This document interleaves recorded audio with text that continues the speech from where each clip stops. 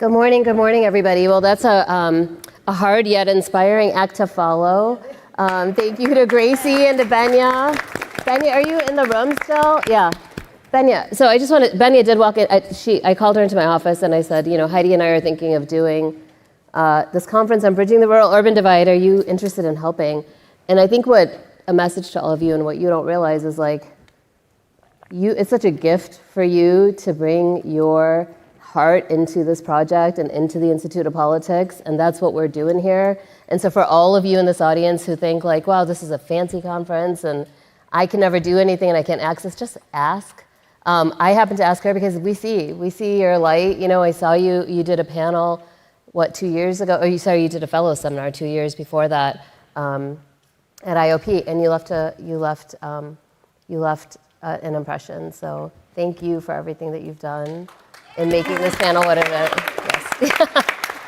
Team Benya all the way. Okay, all right. So Benya and Grace said to us, the directives for today are joy, generosity, purpose, and I want you each to take that with you as we have our conversation, which is really about this idea around community. So we kicked off Wednesday night, and Sarah and Shay really inspired us around narrative, how we see ourselves and how we see ourselves reflected in communities and larger spaces. And I think for us, it's really about this idea of how do you build community when it feels like we just don't get along?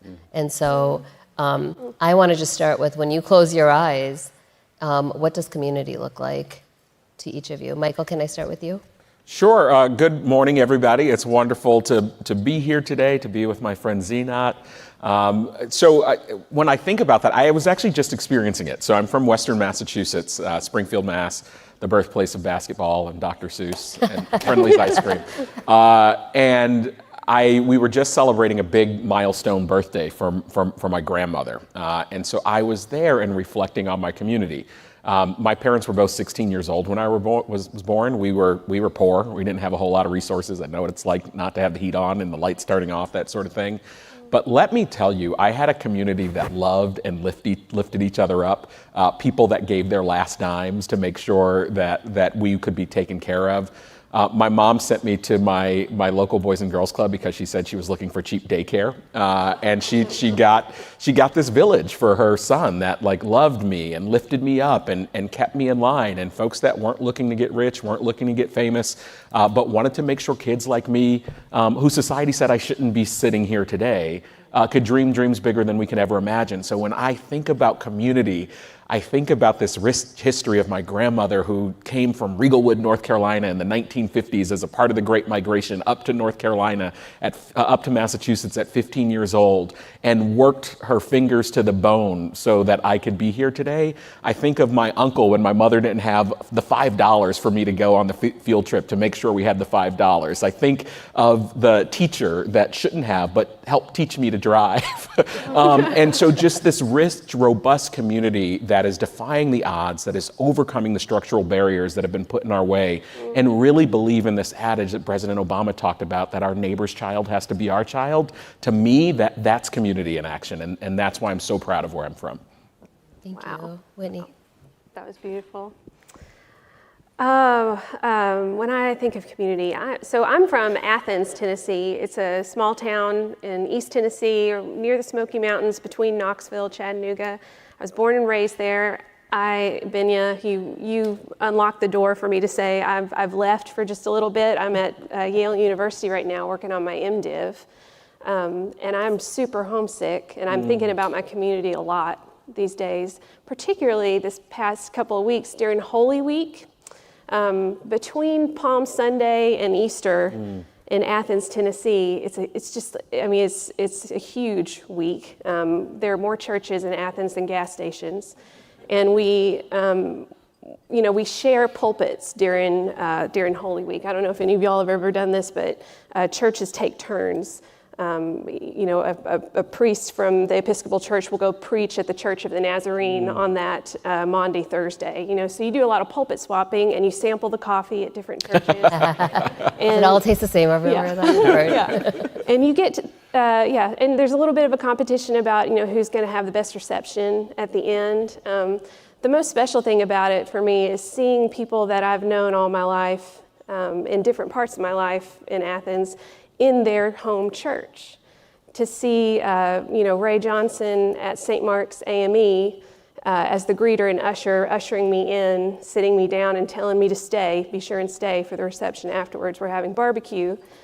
His whole being is just lit up. And I know Ray from the YMCA, where I was teaching a strength training class, and he was there every morning at 6 a.m. And then Ellen Peach is preaching at the Church of the Nazarene, and you just know that Ellen is always going to drop a Fred Rogers quote. And so we just sit there, and all of us are waiting for it, And I remember the quote she dropped this past year was, just when you think you've come to the end of something, you're at the beginning of something else. Mm-hmm. And so that's been in my mind all week, during Holy Week, as I've been at Yale and away from my community. Just when you think you're at the end of something, you're probably at the beginning of something else. So my community goes with me. Stephen. Well, first of all, good morning, everybody. I'm really delighted to be part of this conference. I've learned a lot already, and to be on this panel with these three tremendous leaders is really an honor. So thank you for having me. I'm in a different kind of position in a way. I don't come from a small town. I live in New York City, and I've been living there for almost 30 years. And so I do have a sense of community, though. And to me, the sense of community is about the shared experience of life. Its ups, its downs, its trials, its tribulations, the things we try to do together, the things we need from each other when we are experiencing something that's tough.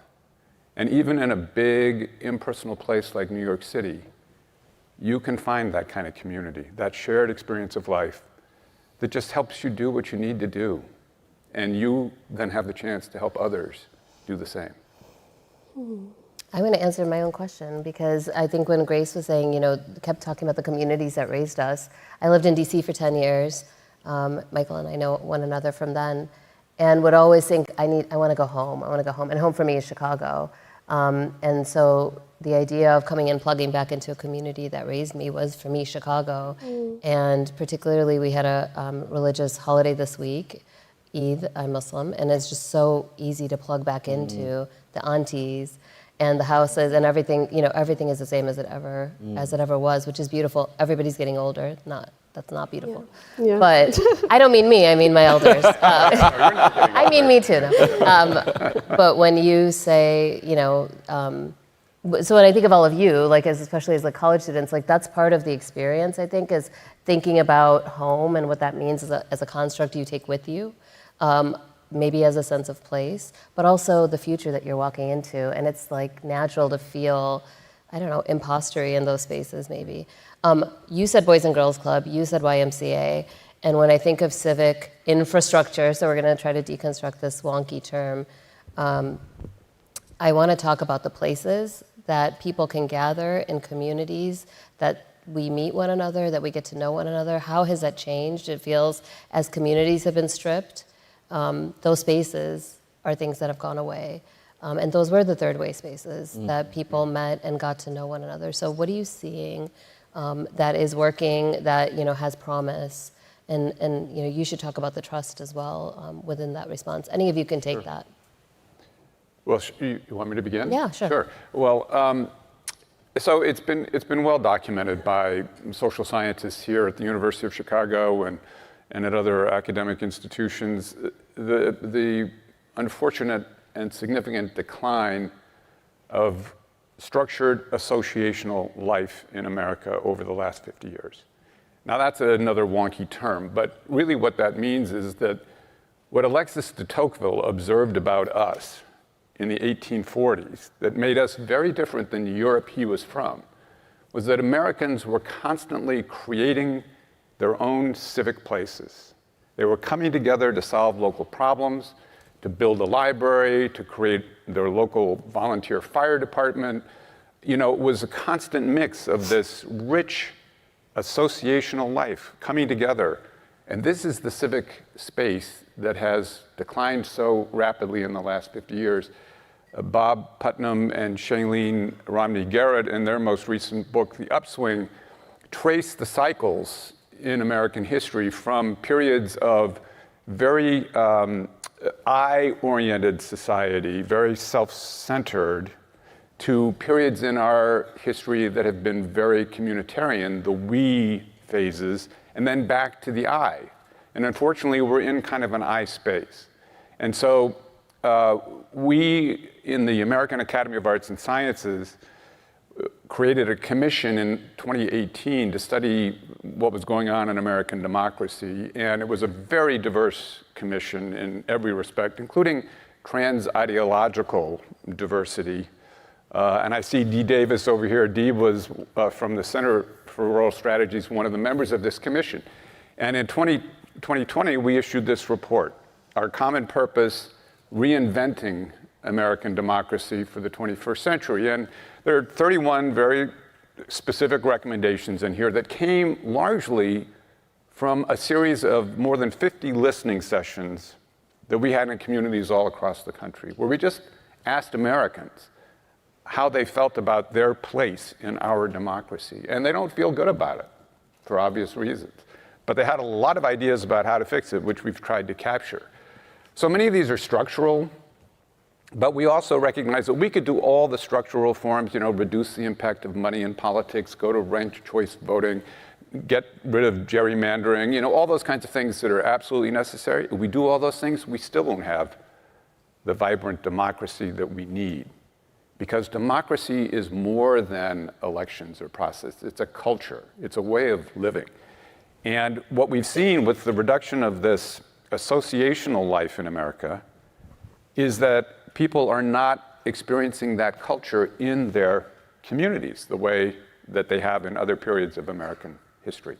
So one of the recommendations in the report was to create a trust for civic infrastructure. It is a terrible term.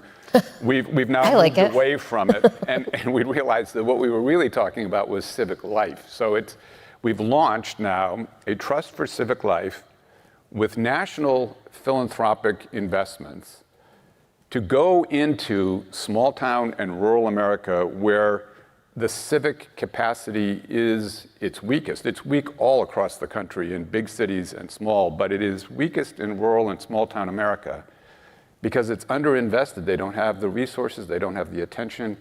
And so we have got a $30 million fund to begin making grants this year to small town and rural American communities for their projects designed by them to help give people the opportunity to build that horizontal connection that is essential for a vibrant democracy. Yeah, and I'm sure if you're, a nonprofit leader, you're like, how do I access that? So like, how do they continue that conversation if they want to? No, and I don't want to take too much time in this No, but just quickly, what is the follow-up? I need to thank Whitney, Kimball, Cole, who helped us design this Trust for Civic Life. When the American Academy issued this report, this was just a concept. We had no idea what it really meant. And so we put together an expert working group to really help us develop it. And we had rural leaders, and we had scholars, and we had advocates, and Whitney was very important in that process. So the one thing we learned is that the team that's now managing this entity undertook a participatory design process. They went out to the kinds of communities we want to try to serve and said, how should we structure this thing? We didn't structure it and then go into the communities and say, here's how we want to do business. If you want to do business with us, here's what you need to do. We said, how would you like us to show up in your community? And out of that, one thing we learned was that with, unfortunately, still relatively modest amount of funding, we couldn't just have an open call for proposals. Because we get flooded and we'd have to say no to far more opportunities than we could say yes. So we're using a nomination process where we have civic leaders and rural leaders and leaders from small towns, people who know these communities, nominating organizations and people that they think are making this kind of a difference. And from those, and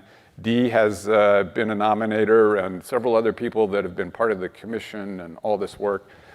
And we have an extraordinary group of first nominations. And now we have to sort through those. I think there were something like 60, and we're only going to be able to fund probably around 40. And the team is now doing that work. Thank you. How do you, you can respond, but can I also add what you observe in the local context, how do you translate that to national learnings? Yeah. And the different tables you sit at. In some ways, that's been my life's work. All 40 years of my life is like in this, feels like it's a bit in this translation type role. I'm so excited about the Trust for Civic Life. I was thinking the other day when the conference started back in 2007 or something, I was at a rural assembly, which is a gathering of rural leaders that has been happening for a decade now. And we were talking about, one of the main things that was coming from the main stage panelists was like, if we could just get philanthropy to talk to local leaders, to invest in local leadership, to listen to rural communities and understand that one size doesn't fit all, that just throwing a bunch of money at us is not exactly the way to build sustainable communities. And now here we are, and it's like there's a real trust for civic life that's responding to all those things. So change and moving the needle happens through this storytelling that we've been doing for so long. So you were asking about local context. When I think about Athens, civic life in Athens to me feels sort of like we meet to make things together. We're all about making things work, making fun. Making joy, making ritual around things that are meaningful to us. I think specifically of things like community theater. That's a civic endeavor, right? Rural churches and rural faith, communities. Those are places where people are making meaning together. The muscles that we have to do that work, even though we're at our lowest point, perhaps in terms of civic engagement, those muscles are still there. Those practices are still at work, the rituals are still being carried out. So if you walk into any rural community, I think you would be able to find evidence of real civic engagement and people who are showing up for one another.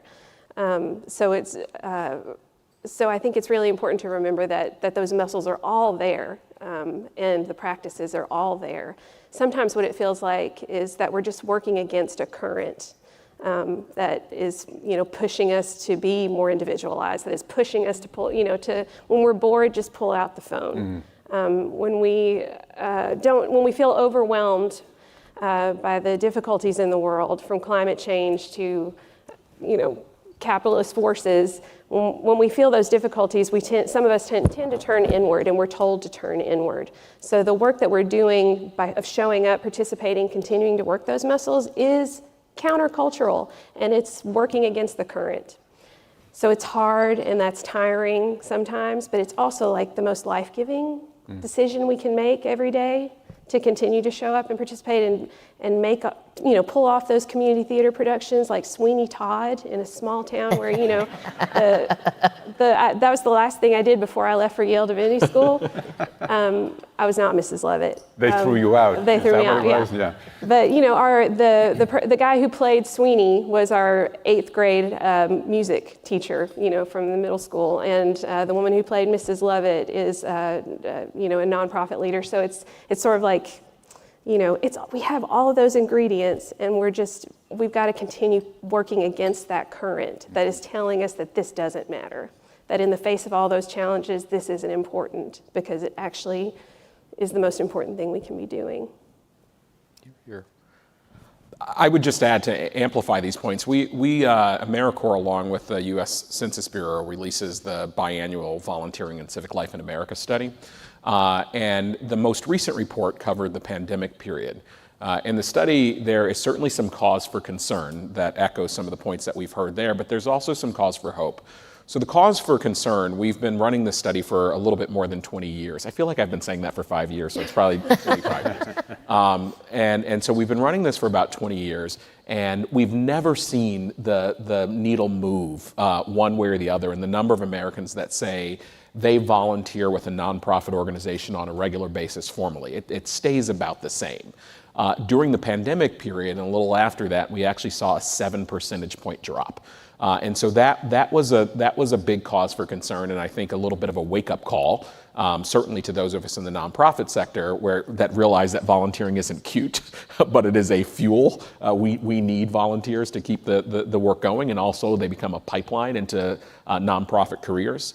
The cause for hope in that study, though, showed that the number of Americans that said they did the neighbor helping neighbor kind of work, the going to the grocery store for the elderly neighbor, the setting up of the learning pods because your next door neighbor was in the military and still had to go to work every day, those sorts of things stayed equal and in many places rose. So I think that shows at a time like where the going gets tough, Americans still get tougher. Yeah. And I think that thing that de Tocqueville saw is still alive and well in the United States. I tell members of Congress all the time when I meet with them, I know it feels bad here in Washington, but come travel with me. Yeah. And I see red hats and blue hats coming together, mucking and gutting houses after hurricanes. I see people coming together to work at an underfunded school to help teach a young person to read. I see seniors and folks that are younger than them coming together to work on a nonprofit food bank. And so I am hopeful that there is still this desire and there is still this passion to give,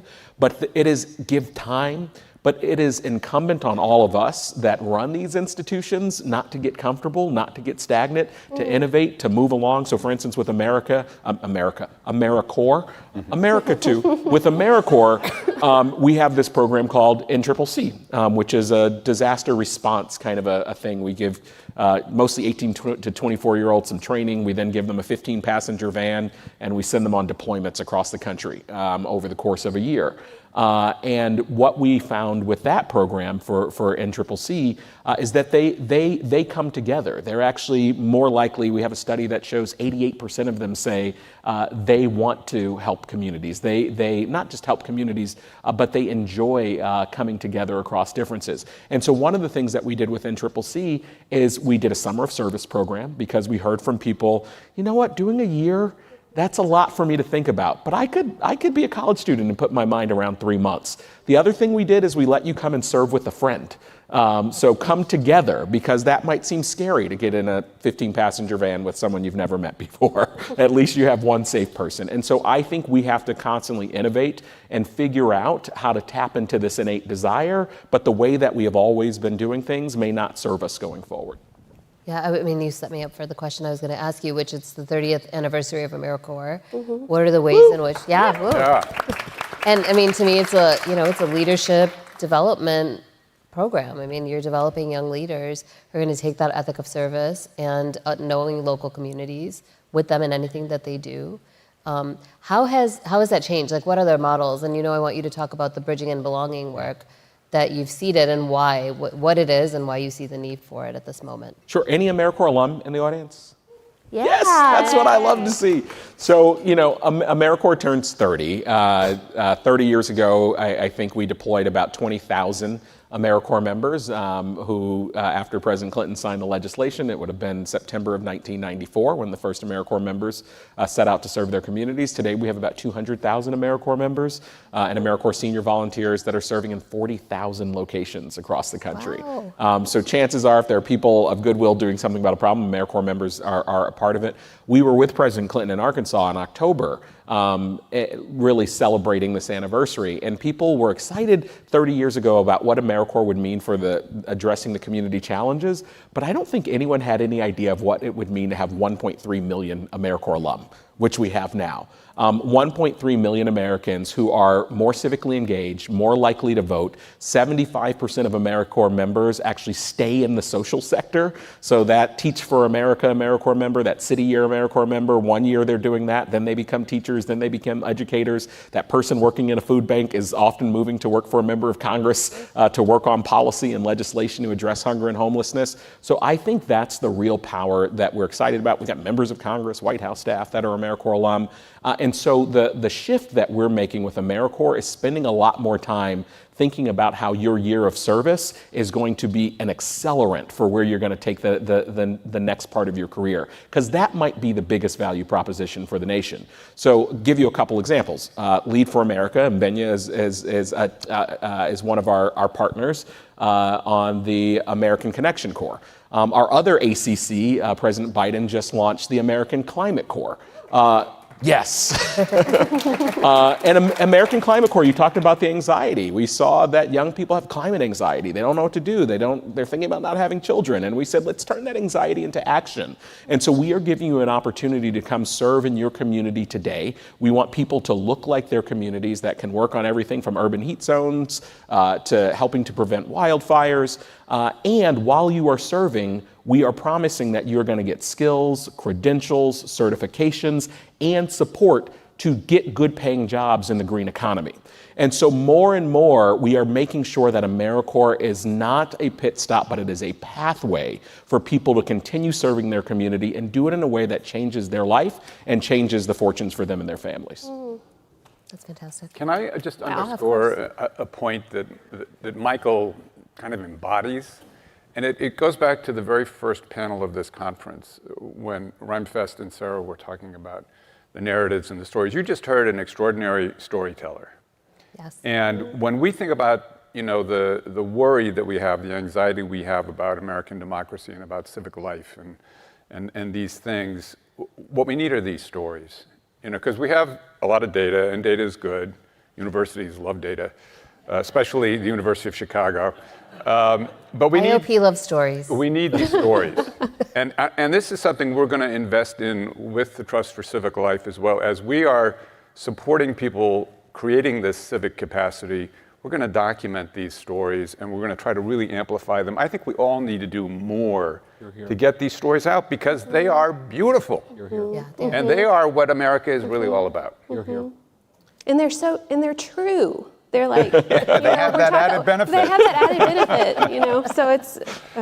Listen, I mean, you've all inspired us with your stories, and particularly, the ones that Michael just told. If you're inspired and you're in the crowd, like, what are the entry points into civic life? Because I think that can feel very overwhelming. And I think as you all are talking, I think just a more expansive definition of what civic engagement means. So I wonder if anybody wants to respond to, which is simply, how do you get people excited? As Benny was saying at dinner yesterday, like, it's hard to get people activated sometimes in your communities to get them to do stuff. So what are the ways that you have found that work to activate people? Whitney, maybe you take that one.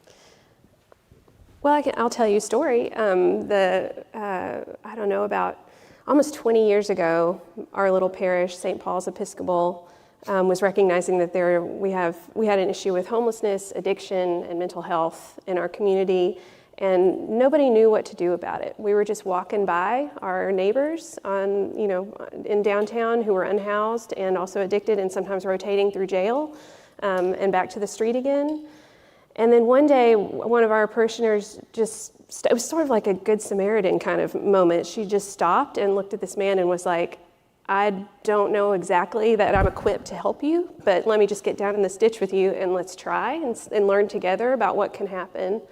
And that was like the catalyst that sparked. She ended up bringing this man into a shelter that we do have in town, and she brought his story to St. Paul's congregation, and St. Paul's then started to have this conversation more broadly that was framed by this question, what is ours to do? So if you can, that question of what is ours to do, what is mine to do, that helps narrow the scope of some of these what feel like intractable problems, right, and challenges in the world, because a single person is not going to assuage climate change or fix the unhoused addiction, homelessness issue. But a community can, and they can show up in a way that is authentic and real to them if they continue to discern that question, what is ours to do, what is mine to do? And I'll tell you the sort of the end of that story is, and it's not the end, it's a continuation. Now we have a place called Grace House, which is a shelter for unhoused men, and that is affiliated with the 12-step program and St. Paul's. And it only helps about 14 men a year. But those 14 men are then reintegrated back into our community through jobs and through volunteer efforts and all kinds of other efforts. And they are fully engaged now in a community that is small enough where their presence and impact is felt. All of that comes about because of that question, what is ours, what is mine to do?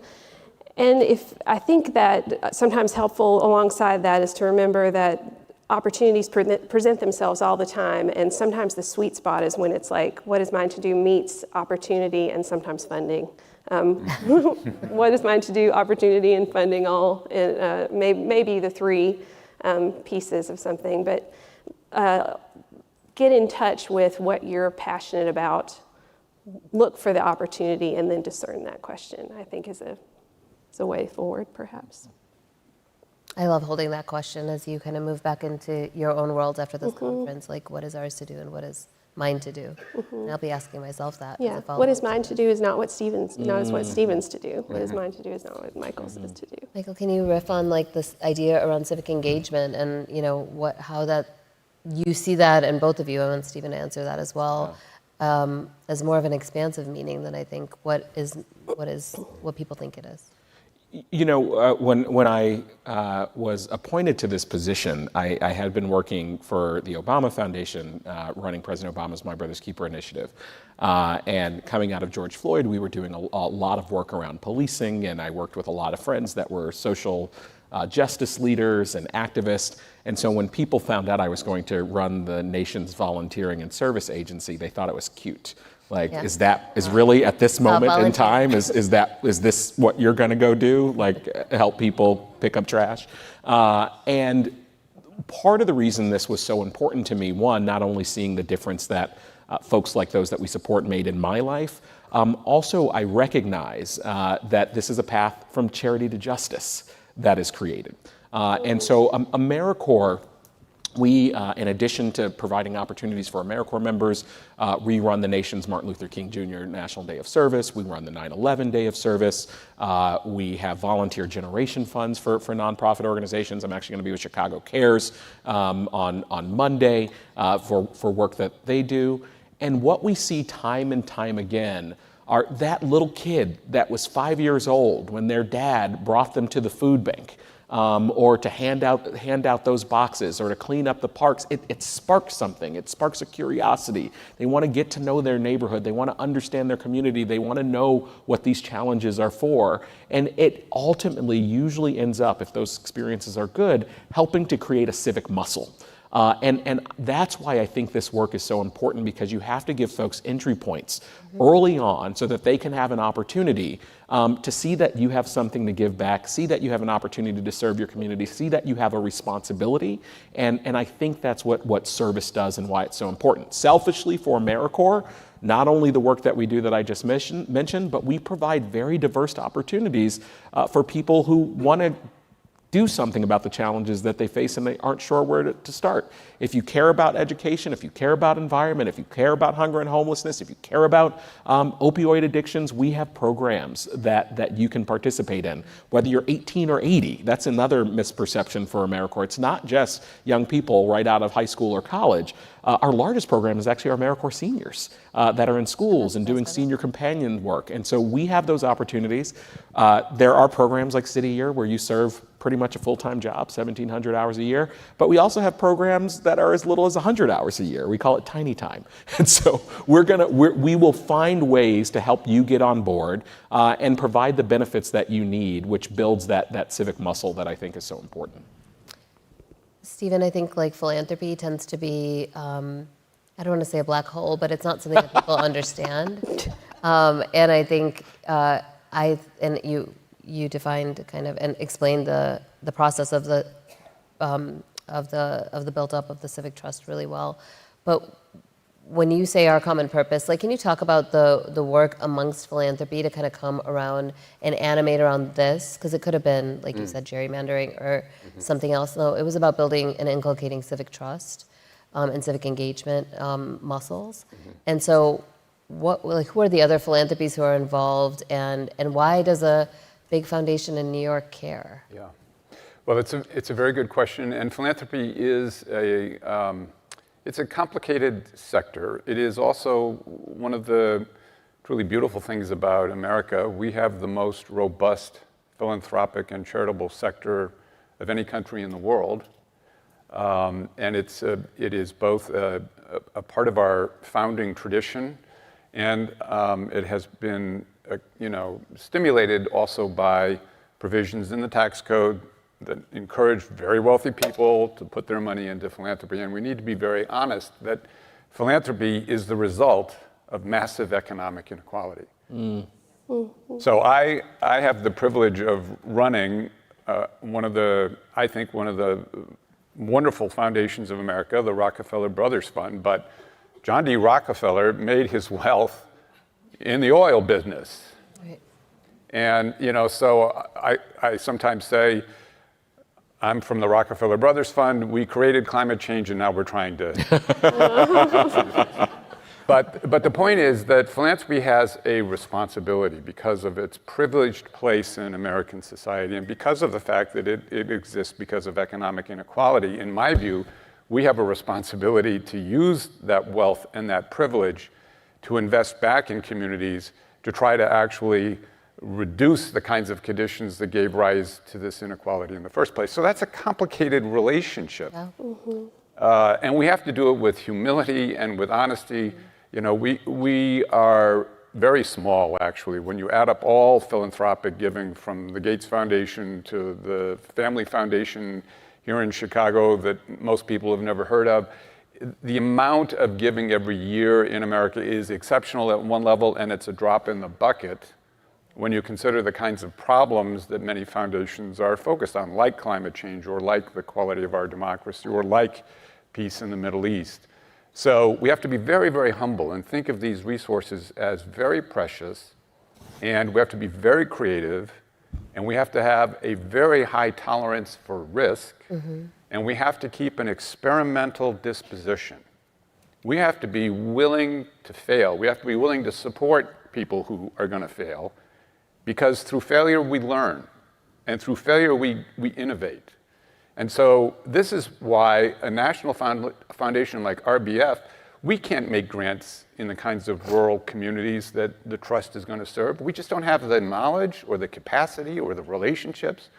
But what we decided to do instead was to create a philanthropic collaborative where foundations like ours who don't have this capacity pool their resources and then hire a team from those kinds of communities, people with lived experience in these small towns and rural communities, to actually then redistribute the funds to the places that will use them in the most exciting ways.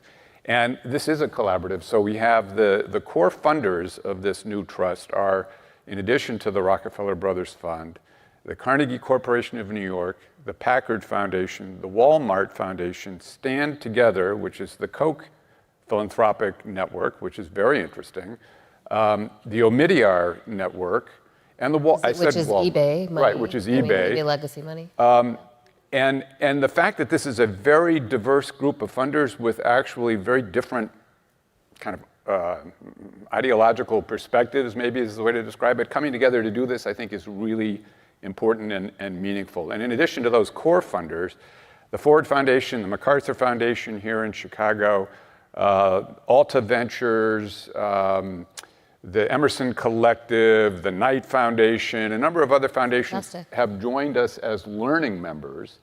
They're not ready to make the bigger investments yet, but they want to be part of this process because we've raised $30 million. $30 million is nothing. Can you say the percentages of investment that you shared yesterday? So in America, 20% of Americans live in rural communities. And only 7% of philanthropic resources go to those communities. So this is an effort and yet it's those communities that we know, have the highest, unfortunately, the highest number of counties with deep poverty. 46% of rural Americans feel like their economic condition is poor. There is a real health access problem in rural communities. We heard about this yesterday. So these places really desperately need this kind of philanthropic investment, and they're not getting it, which is another reason we pooled money together and created a vehicle for foundations that can't do this work themselves to do it together through a new entity. It's really interesting that the foundations come from such different orientations. It hasn't been easy. Yeah. I will confess to that. It's been hard work assembling this collaboration. It hasn't been easy recruiting foundations to come to the table, or it hasn't been easy to have the conversations once you're at the table? No, that part has been really good and stimulating. It's been hard to recruit them to come to Make the value proposition of why they should care. And we need this thing, I'm sorry, we need this to scale up. $30 million is great to start, but our goal is to prove this concept so that we can get up to hundreds of millions of dollars and serve thousands of communities the way that AmeriCorps is. So I'm going to go to Q&A in a minute or so. And I want to take, our edict from the panel before was joy, direction, purpose. I think we've kind of done the direction, purpose. And I want to know what, for each of you, what brings you joy in your work as we go to Q&A. Do you want to start? Or any of you can start. Anyone feeling you want to start? No, I want you to start. What brings me joy in my work? It is such a privilege to do this work. I talked a little earlier that I have an opportunity to see America at its very best. I think about Grammy Fraying from Maine, who is one of our foster grandparents. She came to this country in the 1970s from Ireland as a nun. A year later, she was married. She has lots of great stories about that, but she purposed to give the rest of her life in service. And during the pandemic, her principal came to her when she was working in school saying, you have to go home and you can't come back. And she said, and I wish I could do her Irish accent justice, but I can't because it adds more power. She said, I'm not leaving my babies. And so Grammy Fran went home and taught herself how to use an iPad and then taught the other seniors how to use iPads. And they kept serving throughout the entire pandemic. Grammy Fran went a step further during the pandemic and started collecting art supplies and then dropped them off to kids' houses. You can do this in a smaller town in Maine. By the way, I'm proud to say 30% of AmeriCorps funding goes to rural communities. And so that is a big purpose of ours. And she did art supplies to them. I think about another grandma that I met in Tennessee who told me that she only had one child, a son, who was killed in gun violence when he was 19 years old. And she said as she was getting older, she started grieving him all over again because she realized she would never have grandchildren. And so she found AmeriCorps' foster grandparent program, and she said, now I can't go to the grocery store without people calling me grandma. And of course, I start bawling. I think about Diego, who was an AmeriCorps member in the Bronx from Green City Force. He had a tattoo on his neck. He said he didn't know what he wanted to do. He saw this thing about Green City Force. He's like, I don't like the dirt, but I have nothing else to do. Let me give it a try. Fast forward a few years later, I don't like dirt. Diego has founded Compost Power. That is providing composting services all across the city of New York, and he is now hiring AmeriCorps members, alums, to work for him to do that. So this is the joy that I get in this transformative service every single day. How do you just riff those stories? And you said you're wonky. So great. I mean, what you alluded to relationship, I think that's, for me, the joy of this work is being in relationship. That, I haven't slept these last 2 nights because I know so many of you, and we've carried on all night, right? Well, I want to hear those stories. And through the work I get to do at the Center for Rural Strategies and the Rural Assembly and the Daily Yonder, I mean, that work has introduced me to the stories of people from all walks of life, all kinds of places. And the joy of bringing them together, watching them forge relationships, and then getting to do that relationship building myself is just the most joyous thing. I think we were made for a relationship, and that's like the deepest theological statement I could make today, that I think we were built for a relationship. We're not alone. And so the joy is in the recognition that we are not alone, right? 100%. You're here. Well, I get a lot of joy just listening to these two folks. Same. Really, and that's my day job. I get to listen to people like this all the time, who need support, need financial support, and we get to support some of them. The hard part of the job is that we have to say no more often than we can say yes, and we turn down a lot of really good people doing a lot of really good work, and that gets to be tough, frankly. But I always try to remember that the word philanthropy comes from the Greek meaning love of humankind. Yeah. And that's what we try to do every day, is to somehow show the love, share the love, and spread the love. Amen. I love that, Stephen. Yeah. Please. My name's Sam Pressler. I'm with Harvard Human Flourishing Program. One thing that I've been observing is that we're kind of in this new wave of communitarianism. And if you look back to the 90s, guys like Bob Putnam and Theda Skocpol and Robert Bella, they were all having these same conversations we're having right now. And if you look at some of the data you referenced, like things have not gotten better from that wave. And so I'm curious what you all, as you're kind of entering this new wave and we're in these spaces, what you are thinking that we can both learn from that past wave and what we can do differently. Like what has to go better so that we're not looking back in 2050 and talking about, Stephen Heintz on stage. You won't be, I promise you. Yeah, that's a great question. Anybody? Well, I'll take the lead since you used my name in vain. I think that the lesson from all of that is, in fact, that while we do need national level change, and all of us, would like to see Congress actually functioning, we would like to see important issues being addressed effectively, and we need to keep pushing for that and fighting for that. But the lessons from that story, that cycle, that really go back to kind of core characteristics of what Americans are. We are both rugged individualists and communitarians at the same time. And we need to harmonize those two things. And that doesn't happen through national legislation. That happens in communities, which is what this conversation is all about. So it's investing in communities, helping people realize they have agency, whether the United States Congress is acting or not. They have individual agency as residents and citizens of this country, and giving them the sense of opportunity and some resources. It doesn't take a lot, but some resources, some recognition, and the way to come together and build back the communitarian part of our muscles.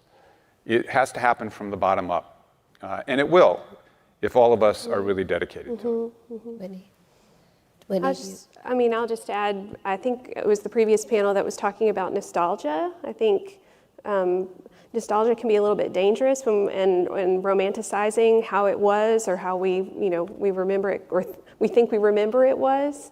So there's this, in a way, I think we're in a moment where we get to remember, to be intentional about our remembering.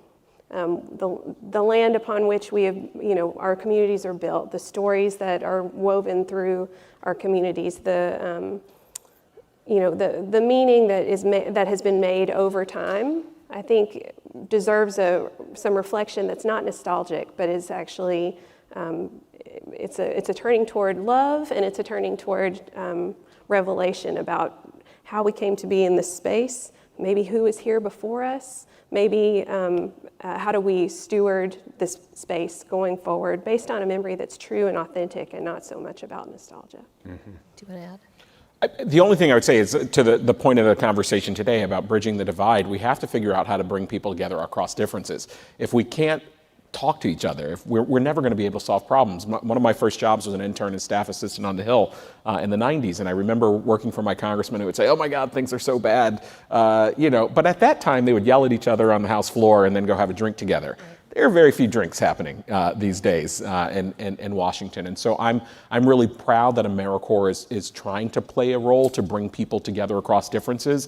There is also early data that shows that there is something about long-term engaged service that allows you to see each other's humanity when you come together through service. So we're working with partners like Service Year Alliance and Interfaith America, and in some cases Rockefeller. We are doing bridging training for all AmeriCorps members, no matter what. Not all just yet. We're piloting it, but no matter what kind of service you're doing, you could be a bridger in your community. We are cataloging examples of programs like the Selma Center for Nonviolence, Truth and Reconciliation, or Co-Generate, or the Interfaith Enrichment Network that are bringing people through service and thinking about bridging. We're also doing research so we can better understand what it is about service, so we can proliferate that. But I think we have this urgent challenge right now. If we do not figure out how to bring people outside of their social media bubbles yelling at each other and allowing people to come together and see each other's humanity, we're never going to get to some of those root challenges that you're talking about. Indeed. I agree. Fair enough. I just want to add one thing to that, which is like Whitney and I were talking yesterday, and you pulled out your phone and you said, I want to tell people, like, tell everybody here, do not give your life, your effort to the 3 companies that run what's on here. Yeah. And so I think having that conversation about communitarianism without taking into account what technology is doing to our sense of community doesn't make sense. Yeah, don't be Let's held all burn hostage our by phones. monopoly. Let's burn them. Come on, please.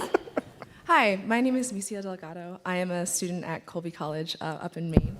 And thank you guys for sharing all of these inspiring stories about bringing get-together community. But I have a question about how we can use this work being done in these communities to build a framework of trust in institutions. I think something that we've touched on across the panels is sort of this pattern that we're seeing in a lack of trust from both rural and urban communities in institutions. And so how can we take that next step from the communities to reaffirm our faith in democracy? Great question. Nobody wants to take it. Well, it's a really, really hard problem. And the decline of trust is profound. And it really now, affects almost every sector of society and most of the institutions. And what's worse is that we are losing trust in one another. And that's why this conversation about community is so fundamentally important, because it is in the shared experiences of life that you build trust. When you have a problem, and as Michael said, your neighbor takes care of your kids because you have to go to work, you build a different kind of relationship of trust with that neighbor. You're leaving your child in the care of a neighbor you may not have known that well because of the circumstances in which you find yourself. And so again, I think it's a real theme of this conversation. Most of this has to happen from the bottom up. There is a lot to do in the institutions themselves, and of course, the kind of institution I know best is philanthropy, and I would say we need to build trust by being a lot more transparent, by being very open with what we've done that has worked and what has not worked, how we spend our money, who we are supporting, how we invest our endowment. And we try at RBF, if you look at our website, we try to put everything on the web, everything. We just did a survey of all of our grantees through a third party, kind of a customer satisfaction survey, and all of that data is now on the website, the good parts and the not so good parts. And that's how you begin to build trust in institutions, when the institutions earn that trust. Yeah. And the way trust and love is through practicing it on a daily basis with the people who are right in front of you and on the regular. It can be a ritual, it can be a practice. And I think that does have ripple out effects. That's totally connecting to what you said about bridging. Yeah. The only thing I would add, do you know Grammy Fran? You're from Maine. I don't know if you all have met. I'll introduce you. The only thing I would add is how we're approaching it at AmeriCorps, which is this adage that people closest to the pain need to be closest to the power. So I am very proud that AmeriCorps now looks like America. We are as ethnically diverse, if not more ethnically diverse than the nation. 40% of our AmeriCorps members come from low-income households. That would have not been the same 10 years ago, and that is a very deliberate approach. We are investing in nonprofit organizations that also look like their communities, that have leaders that look like their communities. We are bringing in people to our boards and our leadership committees to help design programming that is responsive to what this next generation does. I've come in and said, in 1993 when AmeriCorps was founded, I was 13, I didn't do it. I hold nothing sacred. So if it is not serving us anymore, then we need to think about letting it go. And so I think all of us who are in seats of power in these traditional institutions, if we don't have a plan for how we are bringing people in to replace us that look like our communities that didn't traditionally hold power, then we're doing something wrong. And I think that's when trust building comes, when you actually are giving folks the keys and putting them in the driver's seat to own the challenges and opportunities in their communities. Awesome. Please. Hi, I'm Michael Rosenbaum. I'm a master's student at the University of Chicago. I've really appreciated your discussion around potential solutions. What I noticed was a lot of these solutions that you were talking about seemed like they were led by people and required an individual to connect people, whereas a lot of the threats you talked about feel like they scale infinitely, like Facebook or TikTok or these really individual things on smartphones. Do you see this as a challenge? And if so, as people in positions of power to actually build community with your endowments or your programs, how do you respond to that sort of disparity of scale? Great question. Well, it's a huge problem, but we have to keep in mind that those very powerful platforms and other institutions of concentrated power started with individuals. So, I mean, going back to our benefactor, John D. Rockefeller, he went to work at age 16 in 1855, and he made $45. We know that because he kept a ledger book, very detailed. And he gave away $5 from that 45, which is also documented in the ledger book. That was the beginning of his philanthropy. This was 1855, $45. By 1900, he was the wealthiest person in the world because he saw what oil could produce, and he moved quickly, and in some ways very ruthlessly. But it was an individual who then created this massive, powerful institution that changed the world, right? And the same is true of the platform builders, Zuckerberg, all these guys. The problem is that once they have achieved this enormous power, they are unwilling to see the downsides of the power that they've created and make amends, to use the power differently, to think about, all right, how do we create the Facebook for civic life, not the Facebook for maximizing the algorithms that produce the profit for Meta. And that's what we need to get to, because individuals are creative, they're brilliant, they're hardworking, they're entrepreneurial, and they change the world. Mark Zuckerberg. But what we need now is for that kind of entrepreneurial innovation and energy to be redeployed in the broader service of people. It's a great setup for the panel after us. Actually has change makers who saw a problem and created organizations to address that problem. So stay tuned for that. Do you have closing thoughts? We have 2 minutes left. You can answer that question or just offer a closing reflection. I just, just to build a little bit on what you're saying, I don't want to be held hostage to the monopolies, these systems and structures, and it's a tension that I live in and I know all of us are living in every day to, again, be pushing against a current that's coming fast and furious at us through our phones, through social media, through the news, through all the stories we consume. So back to your earlier point about we need more content, stories, and true, authentic examples of what pushing against the current looks like in real time and to the joy and benefit of all. So we can do that on small scales and feel some liberation. And through that liberation, scale up perhaps. But everything always starts with just what's right in front of you. That's the that's the beautiful thing, is that each one of us can walk out of here and just attend to what is in front of you. If you say yes to it. I don't have my button, yes house, but if you just say yes to what's right in front of you. And what is yours to do? And what is yours to do? Michael, bring us home.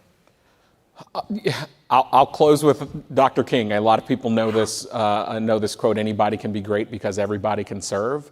But the next part of the quote is actually my favorite. He goes on to say, you don't need to have a college degree to serve, which I am very proud that AmeriCorps is making that reality.